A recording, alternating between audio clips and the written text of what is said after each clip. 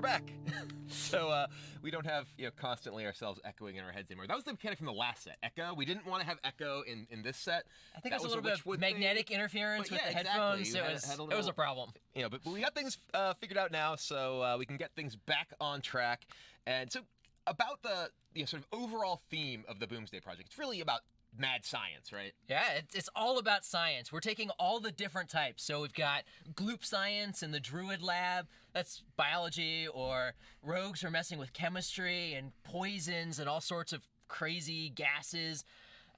There's all sorts of stuff going on in Boom Labs, and each of these 9 labs is run by one of 9 legendary scientists. Okay. And We've seen one of them. Absolutely. And I imagine maybe we'll see another one today? Well, we'll take a look. All right. Well, is it about time to get into the cards themselves? Yeah, let's get started. All right. So our very first card of the reveal stream. Let's do it. Ooh, this is a legendary spell. Yep. Kangor's Endless Army. Resurrect 3 friendly mechs. They keep any... What? Yeah. They keep any magnetic upgrades. So normally, when you have any kind of effect that resurrects a creature, brings a creature back to life, it just comes in its normal form. You eternal servitude your Prophet Whalen. Well, he's Prophet Whalen. He's not like a Prophet Whalen if you've played Whelan's Chosen on him. I'm just pronouncing Whalen and Valen different. Each of those different card names, and I just realized that I do that when I tried to say both of them in the same sentence. But maybe I'll do that differently in the future. But this one, so if you're playing a mech deck and you have a lot of like big mech minions and you're piecing together things maybe with Ziliax, this can get crazy. Yeah, you get a War Gear and a Ziliax, another War Gear, and then you just get to bring them all back. And you get to bring back 3, so it's interesting trying to figure out, do you play your mechs as buffs? Do you play them to the side? How wide do you want to go? How tall do you want to go? And one of the interesting things is usually when you have effects that care about like resurrecting stuff, you don't want to play it with small minions. You're like, okay, I'm playing, the pre-spell stone. I want to play this with a bunch of big minions, so I'm guaranteed to get back big stuff. With this, if you play a small minion, you can then magnetic something onto it, use it to fight for the board early, but still be guaranteed to get a powerful mech back when you use this resurrect effect. Absolutely, and if it's a small minion with magnetic, you can use that as a buff later in the game, so it works out the same way. I think we may have animation for this too. Yeah, to see what this looks like when you play it. All right. So that's a giant Ziliax, yeah. All right. Ziliax plus War Gear, it looks like.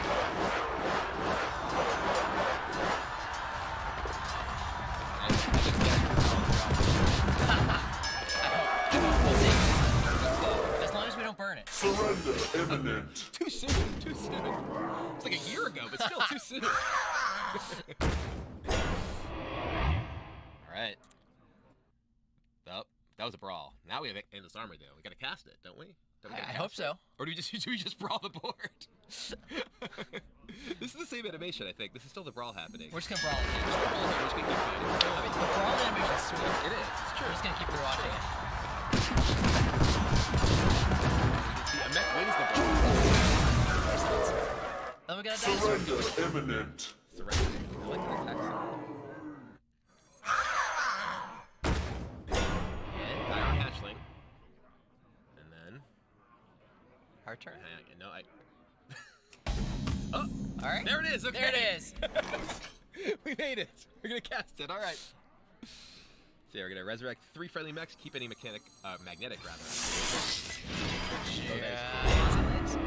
Oh, you see them all come back in their like original form, and then they get the magnetic They get the thing, buffs, just to message it a little bit, yeah. Yeah, oh, that's really cool. So that's the Paladin legendary spell? It is, yeah. Awesome. They're doing like laser science in the Paladin labs. Okay. And I'm guessing Kangor is the leader of the Paladin lab. He is, yeah. Crystal Smith Kangor. He's the Paladin legendary scientist. And all right. We'll see him someday. Not today, though? Not today. All right. Well, now we know the kind of stuff he does, so you got something to look forward to. Yeah. Let's take a look at the next card. All right. You don't have to tell me twice. Ooh, Dead Ringer. This is a 2/1 for 2 priest death rattle. Draw a death rattle minion from your deck. Now, this is the sort of card that I can think of some decks that I might put it in. Ha! What would you put it in, Brian? Quest Priest! There's actually, so playing a deck like Quest Priest, you want to have a certain density of death rattle effects. And also, you sometimes in long games, unless you're playing Benedictus, and nowadays I basically always play Benedictus. Of course. You run the risk with your Twilight's Calls of bringing back card draw minions late in the game when you are deep in fatigue already, and it makes those cards kind of weak later on. Whereas if, say, this replaced Loot Hoarder in your deck, Yep. This guarantees that you get a card that can help advance your quest, and late in the game, you don't run the risk of, oh, I can't afford to cast my Twilight's Call because I'm going to go deeper into Fatigue.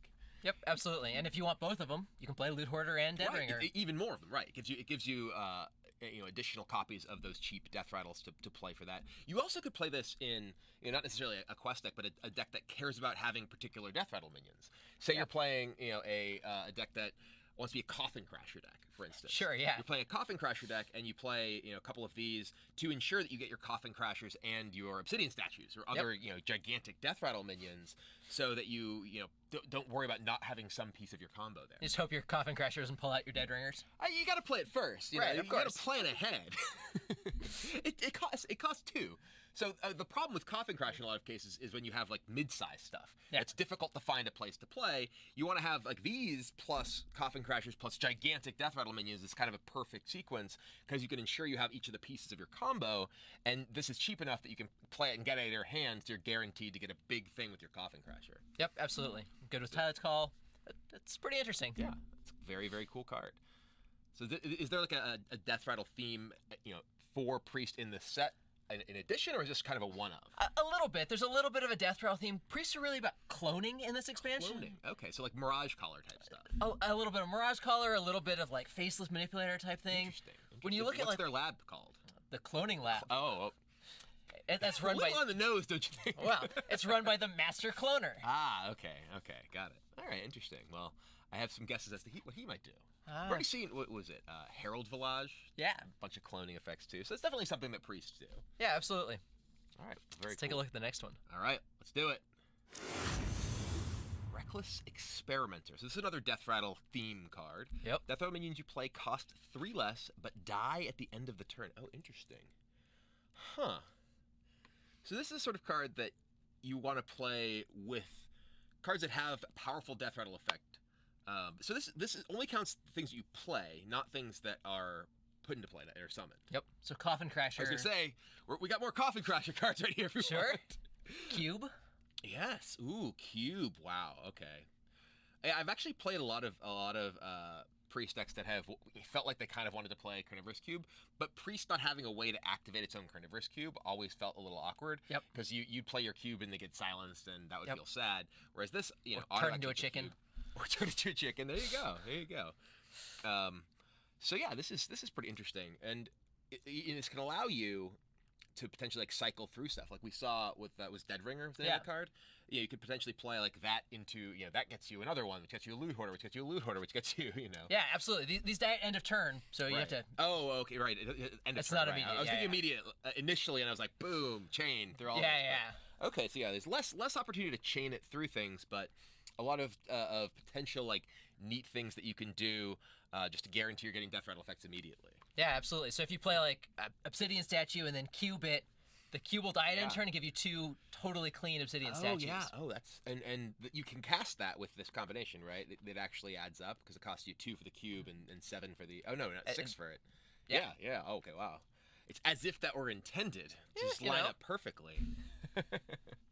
I love this kind of card too, because this isn't the thing that's you look at it and you're like, okay, well this goes in this deck. This is exactly the thing you do with this. Right. It's kind of an open-ended design that you have a whole variety of different kind of Death Rattle cases that you might be able to use with this card.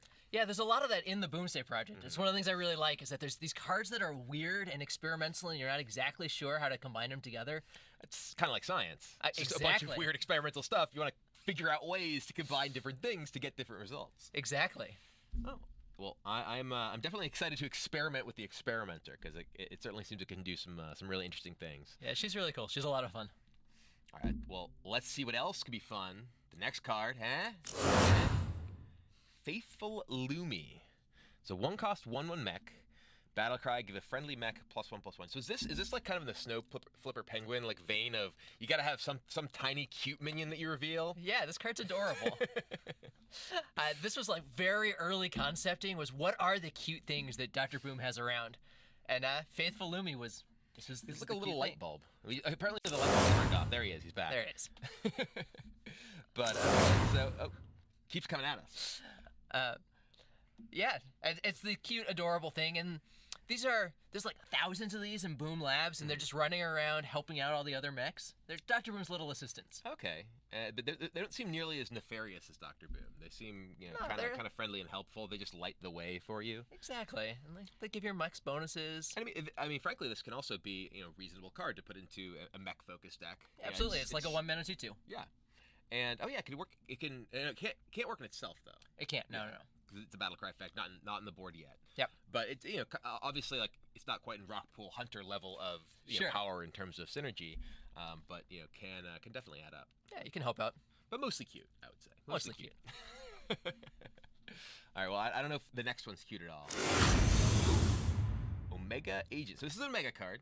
This is. So this is one of the cards from the Omega. Was it Omega Initiative? Not Omega Project, because the other things are projects. Yeah, these are the Omega cards. Okay. This is like the ultimate science fantasy of Dr. Boom. What are the coolest things that it can possibly put together? And this is the sort of Omega Ninja. So, and the idea of the Omega cards is basically something that's the sort of middle part of the game, or maybe the early part of the game, is okay. But once you get to the late game, it's potentially very powerful. Absolutely. Like 4 mana 2/6 taunt. You can play it early. 5 mana 4/5. You're less happy to play early. Yeah, this seems like it's a lower power than the other one. That was it, Omega Defender. Yeah, early game. Initially at least. But so this gives you it says summon 2 copies, but that means 2 additional copies, so 3 total. It's like Doppelgangster. Yeah. Same cost, but 4/5s instead of 2/2s. Okay. And would this be affected by, say there were like hand buff type stuff? If you had ways to increase the power of this, it would work just like Doppelgangster in the sense that it is a 4/5 Doppelgangster. That's pretty cool. Yeah, it's like Doppelgangster plus Evolve baked into one card. Okay. I mean, one of the interesting things with the Omega cards is that they do give you the ability to do a lot at 10 mana, even if they themselves, for instance, like this could be a 10 mana card. You imagine, like, okay, you could make a 12/6 defender like that, but this has a cheaper cost you can play it at, get some effect. Absolutely. But you're only actually spending 5 of your mana at that stage of the game. So are there like Omega cards for each of the classes? Are there Omega spells at all? How much info can you give me as far as like getting my juices flowing about? I don't want to spoil too much. There's not Omega cards for each of the classes. Okay. They're only in a handful.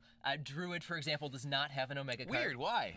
Druid's really good at ramping mana. It would be less interesting. It's true. It would. And there is an Omega spell as well. Omega spell. Okay. I think Druid already got an Omega card. It's called Ultimate Infestation. That's a pretty good Omega card. When you get to 10 mana, you get to do everything. Well, you can't do anything with that early game. It's true. It is true. So you have to wait until like turn 3 or 4 once they've ramped up enough. Once you have 10 mana. Right, exactly. So yeah, I mean, I'm curious to see the others of this, and in particular, like the number of different Omega cards you might be able to put into the same deck. Like how many are neutral? Obviously, we saw Omega Defender. Yep. It's a neutral card. It's a neutral minion. So if you're able to like have a deck that gets to 10 mana and then has a bunch of Omega stuff you can do in one turn, like that seems like it could be really powerful. Yeah, you could play 2 Omega agents. You could. That's pretty good. You got a board full of 4/5s. It's like what, 24 damage? They can That's a lot. only Ultimate Infestation one of them. Exactly. All right. Well, very cool. This is it looks like a rogue card, warlock card. Warlock card. Actually, it's sometimes hard for me to tell because I'm colorblind. But I looked at it and I'm like, it seems like you said it was a ninja, and I'm like, I would think that would be a rogue card, but this is a warlock. This is a spirit ninja. You can see all the spirits in the background. Oh, right. I see the little skull things floating in the background. Yeah. I thought it was warlock, but then you said it was a ninja, and I was like, is this rogue? No, warlock. Am I that colorblind? I didn't think I was that colorblind. All right. Cool. We got that. I thought we got that figured out. All right. Well, shall we check out the next one? By the way, it seems like the Omega card should be the last one revealed, just thematically. That makes sense. Anyway, Lab Recruiter, a 2-cost 3/2, so reasonable stats to begin with. Shuffle 3 copies of a friendly minion. So this is gang up on a guy. It's gang up on a guy. Okay, this is interesting. Because a lot of people really like Gang Up. Gang Up is a card that lets you do a lot of kind of wild and wacky things in deck building you couldn't do normally. And frankly, I think that this is a card that is safer now that Cold Oracle went to the Hall of Fame. Yes, absolutely. Previously with Gang Up, you just keep putting Cold Oracles in your deck and just keep Cold Oracling, and your opponent would run out of cards, and you just keep putting Cold Oracles in your deck, and they keep going it's deeper. part of why we moved Cold Oracle to the Hall of Exactly. Fame. So we had space to do cards like this. So, this, again, is kind of a weird, interesting, open-ended thing, because you don't know, okay, well, this is the thing you do with it. It's like, well, what sort of cards would I want to put more of in my deck? Yeah, absolutely. And I mean, this can actually you can play it on itself too. If you have 2 copies, you can play can. one on the other one. Whoa! Wow. We got a. We're jumping ahead. That was a surprise. He was just butting in. He's It's just like, hey. I think I know what the cards we're gonna get into in a little bit is. I don't know how close we are, but he apparently didn't want to wait. The good doctor, but anyway, the Lab Recruiter. while we're here. So yeah, and this is because it's reasonable enough statted that you could just play it in the early game. It's not like a card you have to sit and wait for your combo necessarily, but you can. Yeah. And it has a lot of modality like that. You can just use it as a minion early on, if you need to defend yourself. Say, I'm just trying to think of what particular minions you'd want to like Lab Recruiter back in your deck. This also potentially loops pretty well with like Elven Minstrel. You can, You yeah. got Minstrels getting this, getting Minstrels, getting oh god. That's pretty good. Keeps going. If there were a way to like draw your whole deck so you had nothing left, you could just pick what was going to be in the rest of your deck. Oh, that's actually really cool. So, okay, you could actually use that.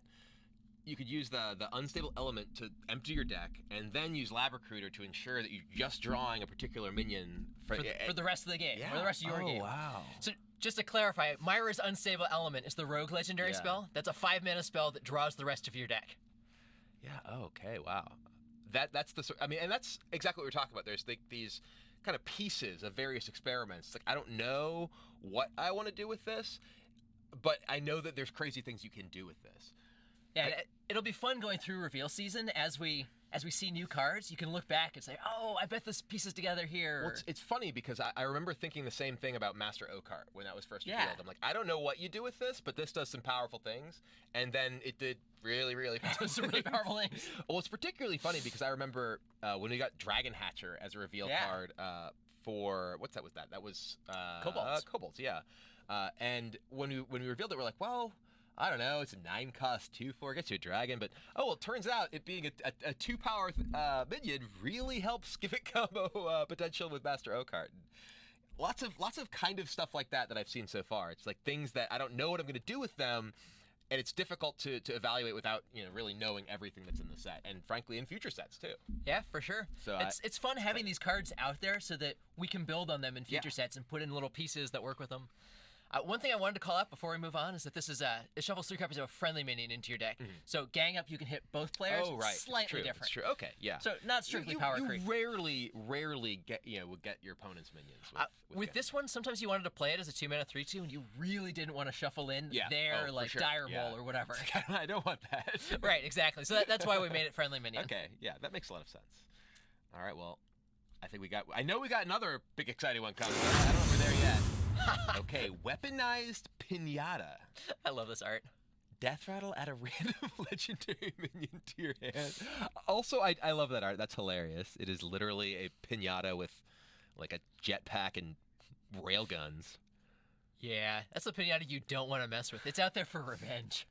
So this is kind of like a piloted shredder, but instead of dropping a minion into play, it gives your hand. Obviously, very different. Stat-wise, though, it's a 4/3 mech for 4. Give you a random legendary minion. So it's potentially like a reasonable value card.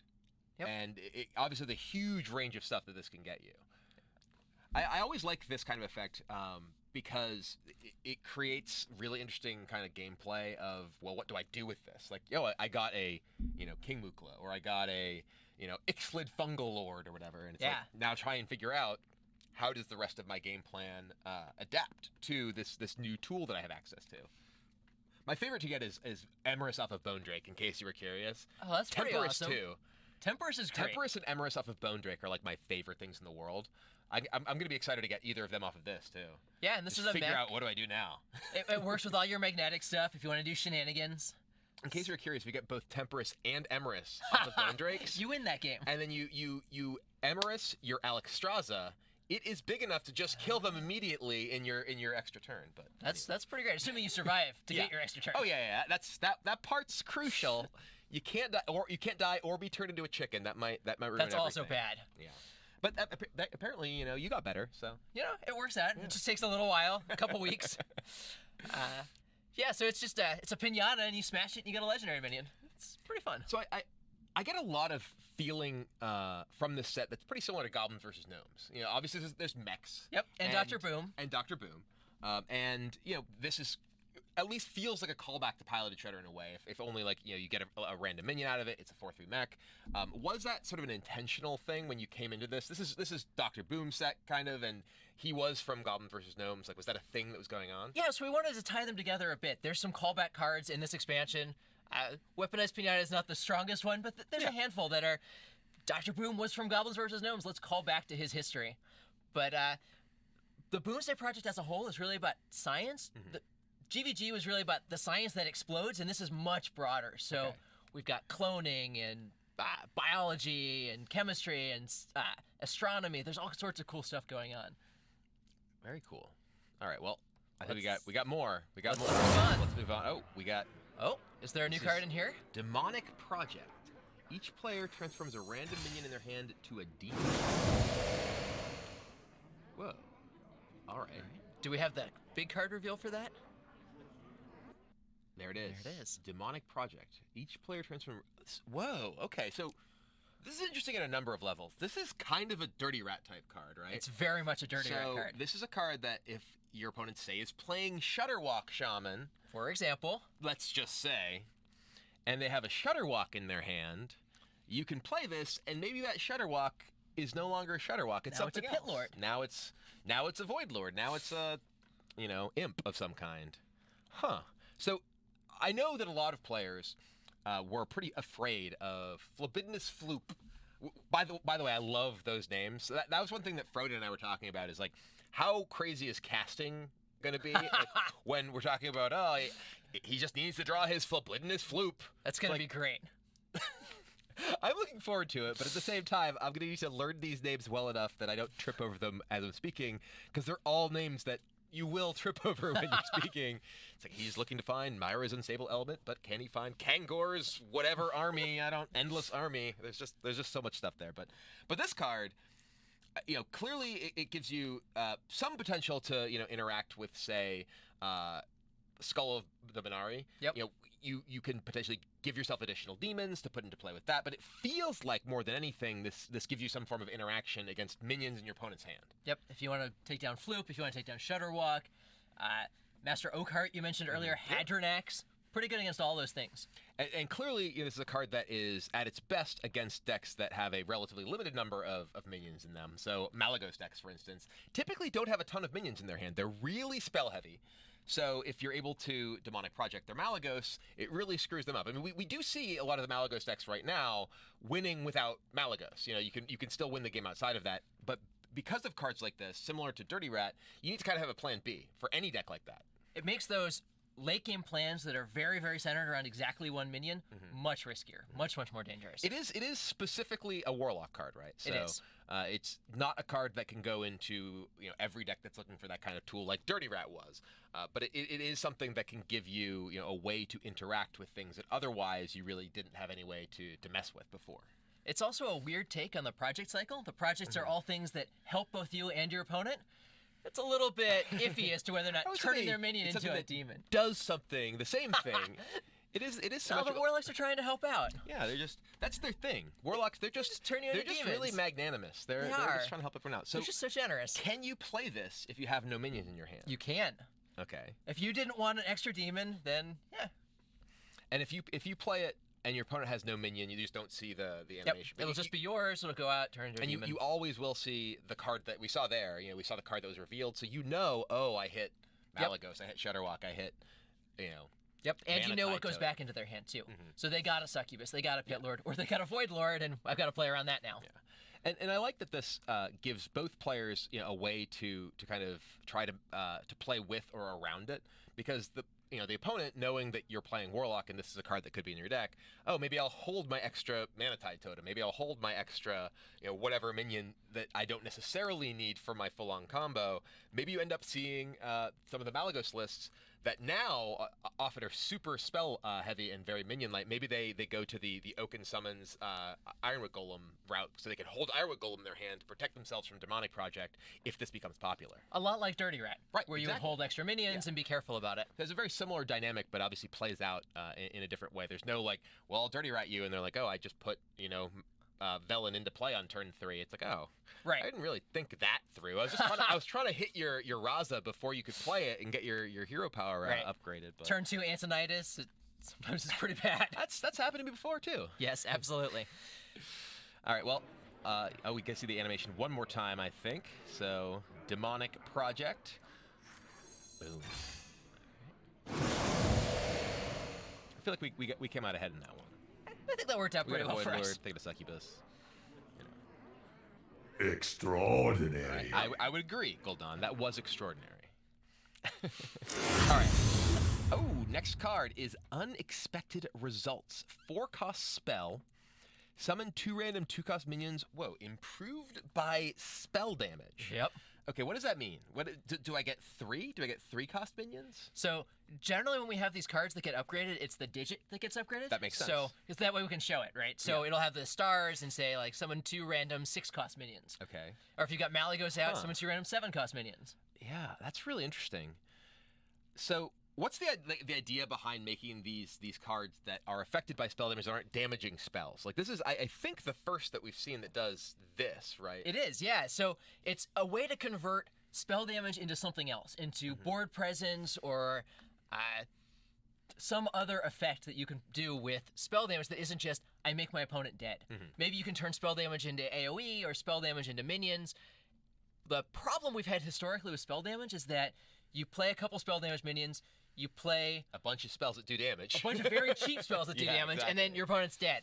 So one of the things we want to experiment with is, what if you had individual payoff cards for your spell damage, and it was more about, I'm going to get some spell damage on the board and then play a payoff card, like Unexpected Results or Arcane Explosion or something, and convert that into one effect rather than my opponent is dead. Interesting. Okay. I mean, yeah, there's certainly stuff like Arcane Explosion. We've seen, for instance, Maelstrom Portal was Absolutely. A card that saw a lot of play. And in fact, Amnesiac played Kobold Geomancer in his World Championship deck because it was so powerful with that. So I'm curious to see, how much this card would potentially lead people to play more spell damage type stuff than they do now.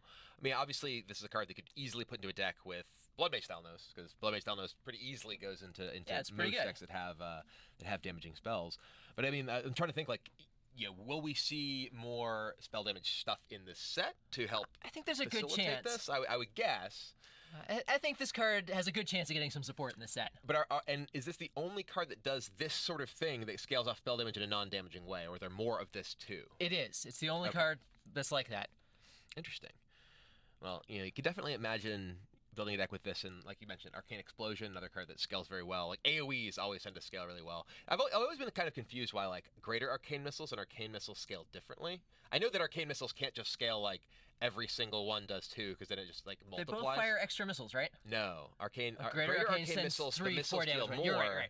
but Arcane Missiles, I mean, they're greater, so that they just hit harder. Yes.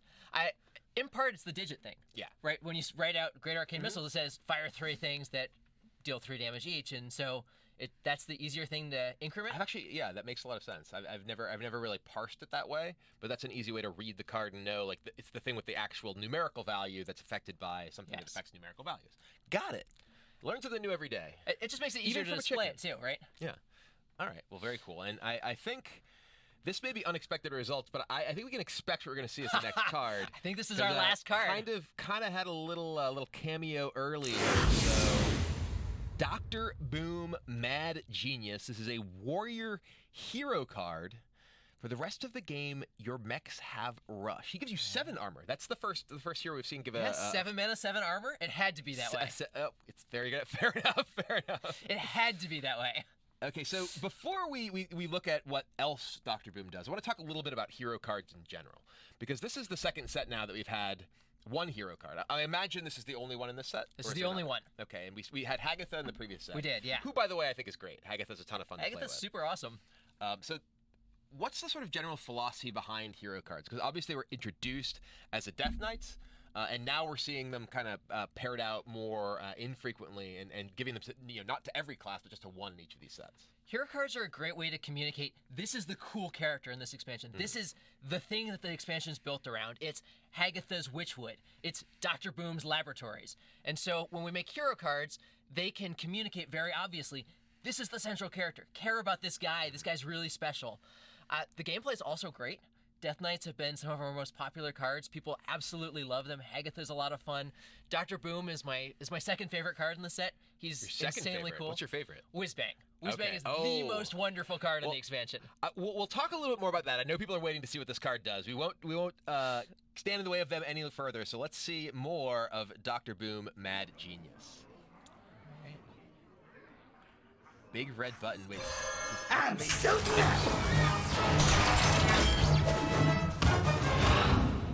Here comes the boom! This is the most important part of every hero card. You're good. I like it. Thanks. I'll destroy you last. Nice. Dr. Boom. Yeah, the emotes are my favorite part of basically every hero card. He's always waiting. I think we're getting the now. There it is. There it is. I was like, why aren't you pressing the other ones? Failure is an option. Don't make me push buttons. All right. Well, speaking of buttons, let's get Here's the button. Kaboom. Swaps each turn. It does. Power that changes every turn. Yeah. So his hero power is big red button. When you look at it in collection, Okay, so his hero power is one of these each turn. it is. Randomly. And it swaps at the end of your turn so your opponent can see what it's going to be. Okay. Does it go in sequence or is it random or? It's random. You'll never get the same one twice in a row, but Okay. other than that, it's completely random. Oh wow.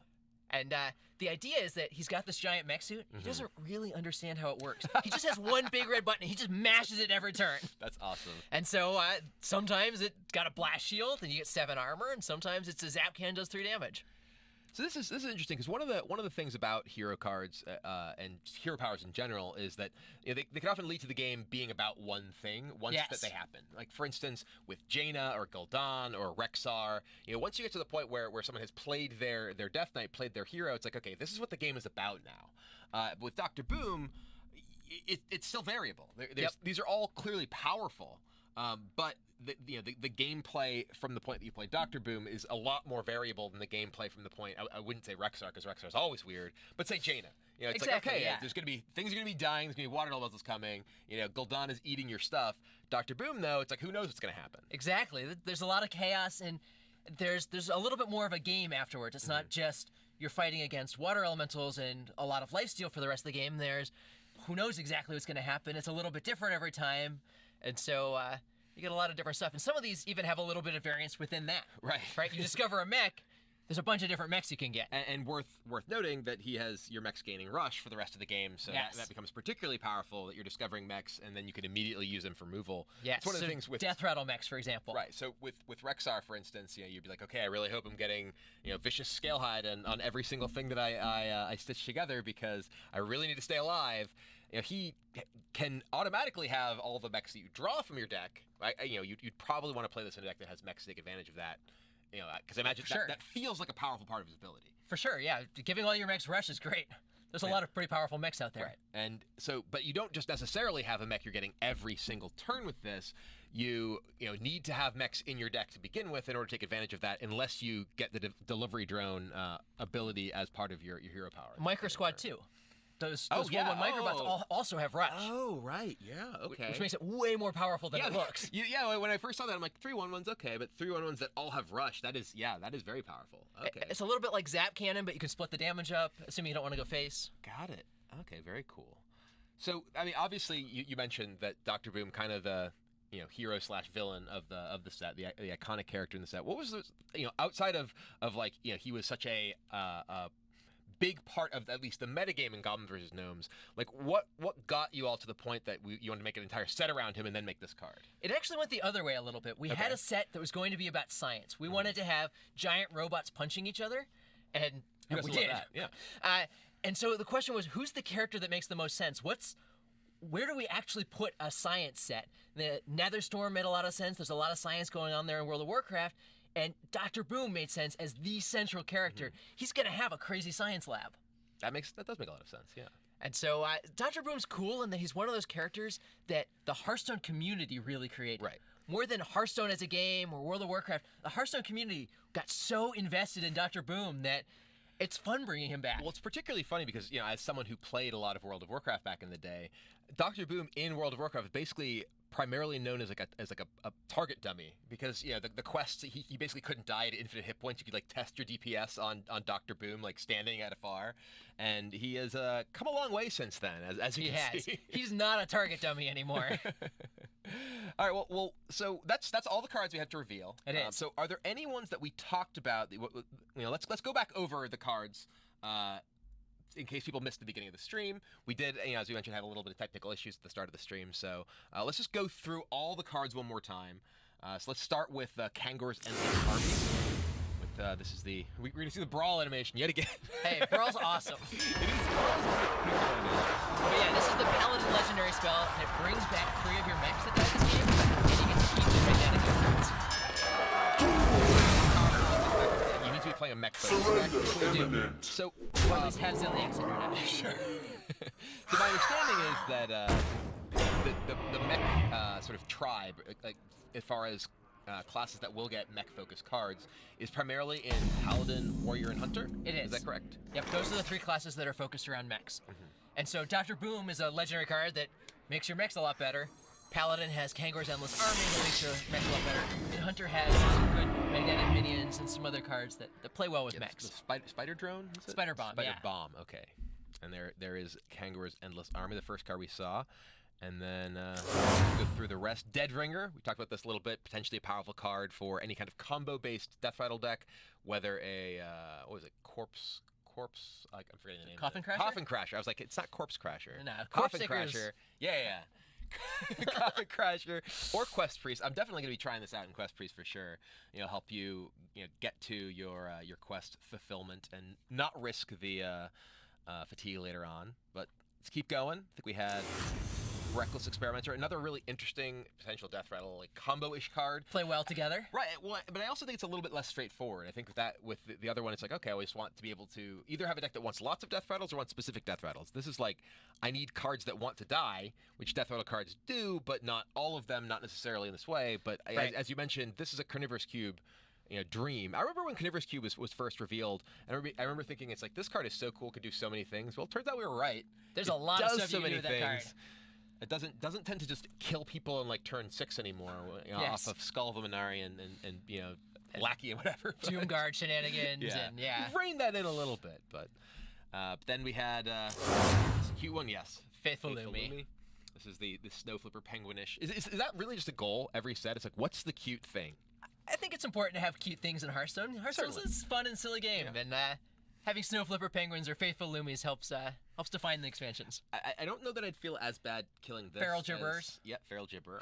I remember that one. Thanks. Omega Agent. One of the Omega something. Not Project. Initiative, that's what it was. We talked about this before. All right. And then Lab Recruiter. Gang up on a guy. Yep. I like this. This is definitely, I think, one of the cooler cards that we've seen here. Is there any particular card that we talked about today? I think you said Dr. Boom was your second favorite in the set. It is. So I like Lab Recruiter a lot. I actually like Reckless Experimenter a lot.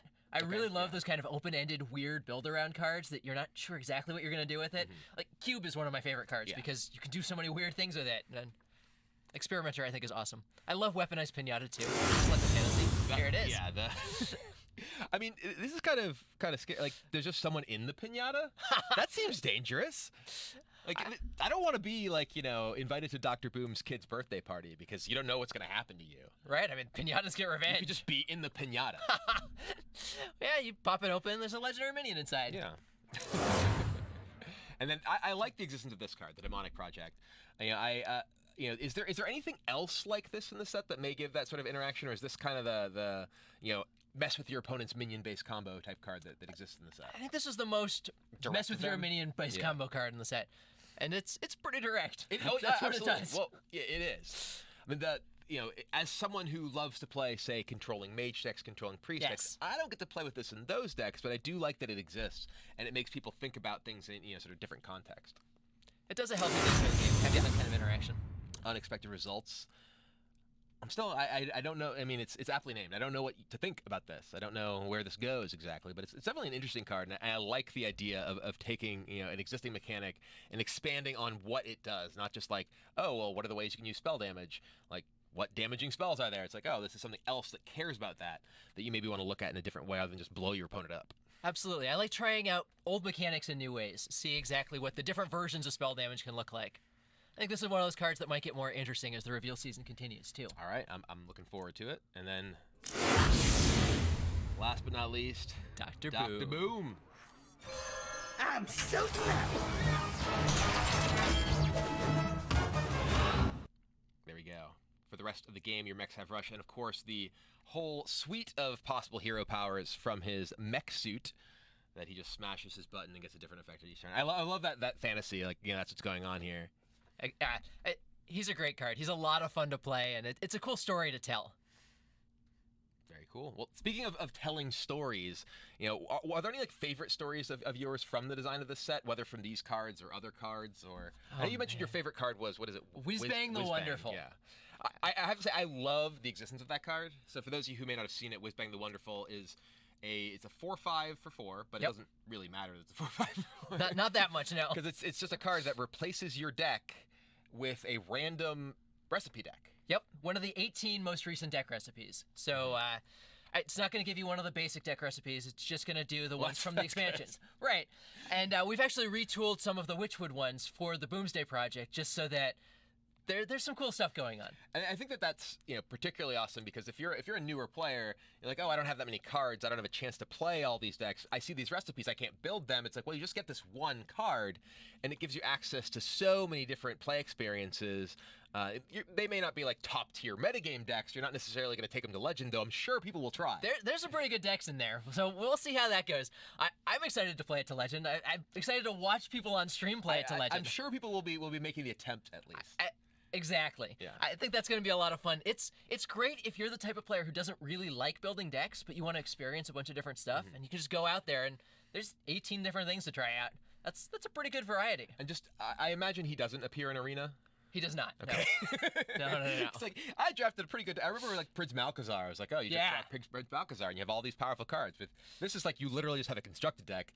Not an arena card, no. Tavern Brawls will be hit and miss too. Some of them it's allowed, some of them not so much. Fair Depending enough. on whether or not it makes any sense. Yeah. Well, any other cool stories from the design of the set that you want to share with us before we're going to wrap things up? Because we're getting to the end. I think we're getting close to the point of wrapping things up. I think figuring out Dr. Boom was a lot of fun. What does it mean to have this iconic character, and how do we make him make sense in Warrior with his giant mech suit? How do we capture the fantasy of a giant mech suit? I think having the big red button as hero power swap, that's a lot of fun. But I think that's bringing us to the end. Go to the boomsdayproject.com to take a look at these cards and the other ones that we've spoiled. Community card reveals are going to be starting today.